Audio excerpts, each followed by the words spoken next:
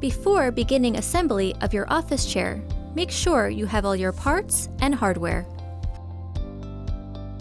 Starting with the base and casters, begin by flipping the base upside down. Then, firmly press in each caster until you hear a click.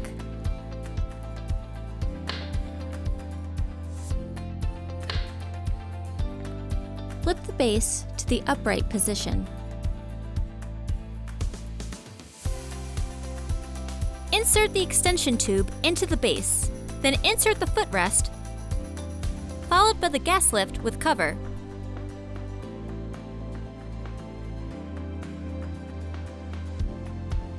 Slide the backrest bar between the mechanism and seat. Secure it by threading in the included knob. Firmly place your seat onto the gas lift. Your final step of assembly is to sit on your new chair to firmly engage the mechanism onto the gas lift. You're now ready to enjoy your new office chair.